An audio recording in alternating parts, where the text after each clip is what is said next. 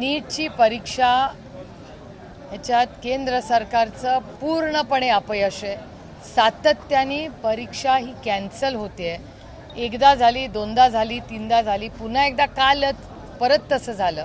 म्हणजे इतक्या वारंवार कंप्लेंट्स येऊन माननीय सुप्रीम कोर्टाने इंटरव्हेन्शन केलं, पालक धावपळ करतायत, सगळ्या राज्यांमध्ये पॅनिक असं असताना हा केंद्र सरकारचा हलगर्जी आणि कॅज्युअल अप्रोच आणि शिक्षणाच्या बाबतीत या सरकारचं धोरण म्हणजे न्यू एज्युकेशन पॉलिसी एवढी मोठी आणली पण त्यांची अंमलबजावणी कुठेच होताना देत नाही। मुलांना इतक्या परीक्षा द्याव्या लागतात, परीक्षा दिल्यानंतर बोर्डाची परीक्षा द्यायची, मग एंट्रन्स एक्झाम द्यायच्या, एंट्रन्स एक्झाममध्ये सातत्याने होणारे घोळ, पेपर लिकेज म्हणजे तलाठ्याच्या परीक्षेपासून डॉक्टरच्या परीक्षेपर्यंत सगळीकडेच प्रशासन फेल होताना आपल्याला दिसते। SITची मागणी मी गेले 10 दिवस करते की याची पारदर्शक इन्क्वायरी झालीच पाहिजे आणि उद्या पार्लमेंट सुरू होते। पार्लमेंटमध्ये महाविकास आघाडी आणि राष्ट्रवादी काँग्रेस पक्ष आम्ही जे 30 खासदार महाराष्ट्राच्या वतीने मोठ्या संख्येने महाराष्ट्राच्या मायबाप जनतेने जो विश्वास आमच्याबरोबर दाखवलेला आहे त्याबद्दल मी महाराष्ट्राच्या जनतेचे मनपूर्वक आभार मानते आणि आम्ही महाविकास आघाडी आणि इंडिया अलायन्सचे पूर्ण ताकदीने मग नीटचा प्रश्न असेल, शेतकऱ्यांचे प्रश्न असतील, महिलांवर होणारे वाढते अत्याचार किंवा ट्रॅफिकवर म्हणजे सातत्याने हिट अँड रनच्या ज्या केसेस वाढतच चाललेत या सगळे प्रश्न आम्ही वाढणार आहोत। GST पण काउन्सिलची काल मीटिंग झाली, त्याच्यात नक्की GST काउन्सिलमध्ये दुधाचा GST वाढवला असं वर्तमानपत्रात आलंय। तर महाराष्ट्र सरकारच्या वतीने GST काउन्सिलमध्ये कोण हजर होतं आणि महाराष्ट्र सरकारला ह्या ज्या GSTच्या रेट्स वाढवल्या आहेत हे मान्य आहे का याचं उत्तर महाराष्ट्र सरकारने पारदर्शकपणे महाराष्ट्राला दिलं पाहिजे। हिट अँड रनचे केसेस असे वाढतात, आमदारांच्या पुतण्याने देखील त्याच पद्धतीने रॅश ड्रायव्हरकडे उडवलं, कसं बघता याकडे? म्हणजे मला असं वाटतं की कोणीही रॅश म्हणजे ड्रिंक अँड ड्राईव्ह किंवा कुठल्याही ॲक्सिडेंट्समध्ये पारदर्शकपणे त्या व्यक्तीला न्याय मिळाला पाहिजे। रॅश ड्रायव्हिंग आत्ता पोर्शची जी केस आहे ती पण पूर्णपणे आपल्याला अजून त्याच्यात क्लॅरिटी आलेली नाही आहे। ब्लड सॅम्पल ज्या पद्धतीने मिक्सिंग झाले, अनेक गोष्टी त्या पोर्शच्या केसमध्ये आणि आज ही कालची घटना तुमच्याच चॅनल्सवर मला सकाळी बघायला मिळाली। त्यामुळे अतिशय भयानक आणि खूप कॅज्युअल अप्रोच जो गृह मंत्रालयाचा आहे त्याच्यामुळे लोकांचा गृह मंत्रालयावर पोलिसांवर नाही, मी महाराष्ट्राच्या पोलिसांच्या बद्दल आनंद, विश्वास आणि प्रेमच आहे माझ्या मनात आणि लहानपणापासून त्या वर्दीचा मान सन्मानच करत आम्ही आलोय आणि आजही महाराष्ट्राच्या पोलिसांबद्दल आम्हाला सार्थ अभिमान आहे। पण जे सरकारमध्ये आज या पोलीस खात्यामध्ये काम करतात, जे सरकारी यंत्रणा जी आहे ती पूर्णपणे अपयशी झालेली आहे। मग ड्रग्ज असू दे, हिट अँड रन केस असू दे, अनेक महिलांवरचे होणारे अत्याचार असू दे, मुंबईमध्ये परवा झालेली केस असू दे, वर्दीची भीतीच आज राहिली नाही असं अनेक समाजाच्या घटकांमधून दबते आवाज आहेत ऐकायला मिळतात।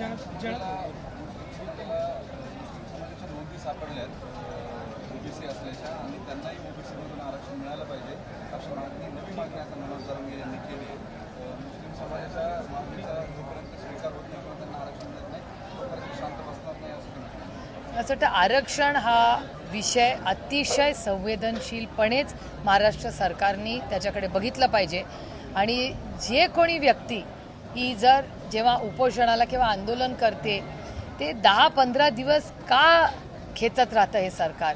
एखादा आपल्या महाराष्ट्रातला व्यक्ती तो नागरिक आहे या राज्याचा, प्रत्येक राज्यातल्या त्यांचा मान सन्मान झाला पाहिजे आणि तातडीने मराठा असू दे, धनगर असू दे, लिंगायत, मुस्लिम, भटक्या विमुक्त समाज कुठल्याही समाजाच्या आरक्षणाच्या विषयात एक कॉम्प्रिहेन्सिव्ह बिल सरकारने आणावं हे गेले 10 वर्ष मी सातत्याने पार्लमेंटमध्येही बोलते आणि महाराष्ट्र सरकारलाही विनंती करते। जळगावमध्ये मुख्यमंत्र्यांची सभा झाली होती, तिथले महायुतीचे उमेदवार होते, त्यांच्या प्रचारानंतर एक सभा घेतली आहे, त्या सभेनंतर पैसे वाटल्याचा व्हिडिओ आता सुषमा अंधारे यांनी ट्विट केलेला आहे, कसं बघता? खूप दुर्दैवी आहे, महाराष्ट्राचं राजकारण अतिशय गलिच्छ सत्ताधाऱ्यांनी केलेलं आहे। आईस, इन्कम टॅक्स, CBI आणि ED घरं फोडा, पक्ष फोडा, पैसे वाटा, त्यांना असं वाटतं 50 खोके एकदम ओके।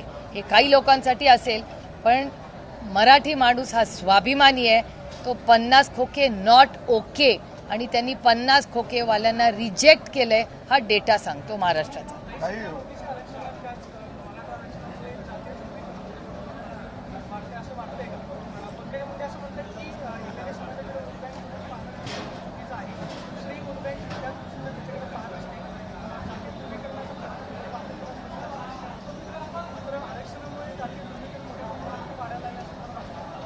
आरक्षणाचा विषय हा ज्या पद्धतीने सरकारने हाताळलाय, म्हणजे 200 आमदार आणि 300 खासदार आहेत, त्यांचे 10 वर्ष केंद्र सरकारमध्ये, बाकीच्या राज्यांच्या आरक्षणाची चर्चा पार्लमेंटमध्ये होते, मग महाराष्ट्राची का नाही होत?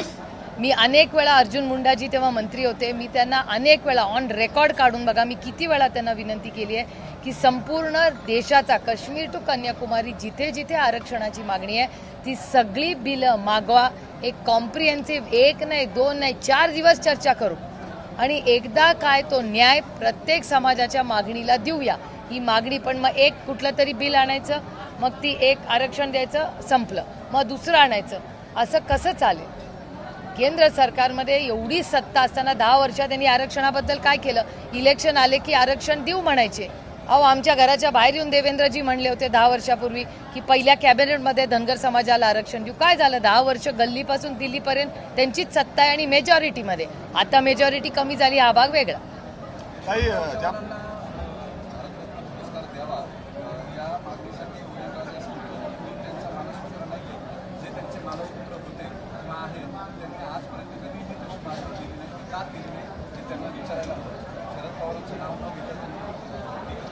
कोणाबद्दल माहिती नाही, पण उद्या उदयनराजे भेटतील मला, त्यांना मी सांगीन सगळं डॉक्युमेंट. आणि मला असं वाटतं ते आमच्याचकडे होते ना तेव्हाच मागणी झालेली आहे. उदयनराजेजी राष्ट्रवादी काँग्रेसमध्येच होते ना तेव्हाच हाऊसमध्ये मागणी झाली आहे, कदाचित विसरले असतील. काही लोकसभेनंतर आता विधानसभेची तयारी अर्थात सगळ्यांकडून केली जाते. शरद पवारसाहेब त्यासाठी बैठका घेत आहेत सातत्याने. याच पार्श्वभूमीवर महाविकास आघाडीची उद्या मुंबईत काही बैठक आहे का पवारसाहेब वेगळी काही बैठक घेणार? नाही, मला याची माहिती नाही, पण महाविकास आघाडीची ह्या आठवड्यात नक्कीच बैठक होणार आहे.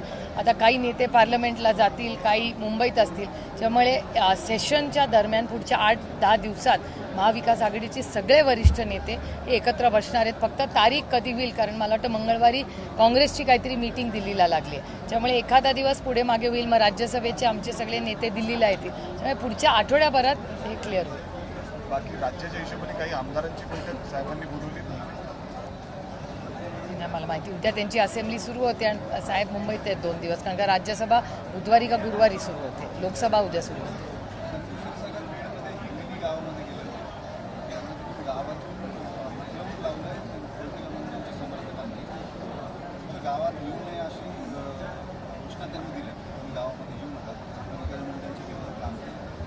अनेक अशा घटना सगळ्याच पक्षाच्या नेत्यांबद्दल कानावर येत आहेत, त्या चॅनल्समधून येत आहेत. मला असं वाटतं ह्याची सविस्तर चर्चा ही झाली पाहिजे. आणि महाराष्ट्र सरकारने आरक्षण असेल, GSTचा हा मोठा अतिशय गंभीर प्रश्न असेल, दुधाचा भाव असेल, शेतकऱ्यांचे प्रश्न असतील, नीटची परीक्षा असतील, या बाबतीत सातत्याने जी लाईन महाराष्ट्र सरकारने घेतली आहे ती अतिशय चुकीची आहे. आणि त्याच्यामुळे आज ही जो तुम्ही सगळा हा बघताय महाराष्ट्रामधला विस्कळीतपणा, 200 आमदार असलेलं हे सरकार आहे, ट्रिपल इंजिनचं खोक्याचं सरकार आहे, तरी कुठलाच प्रश्न यांच्याकडून सुटत नाही.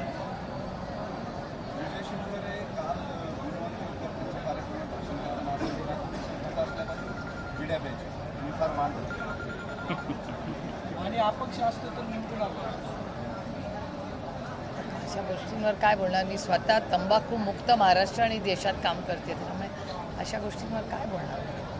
No comment.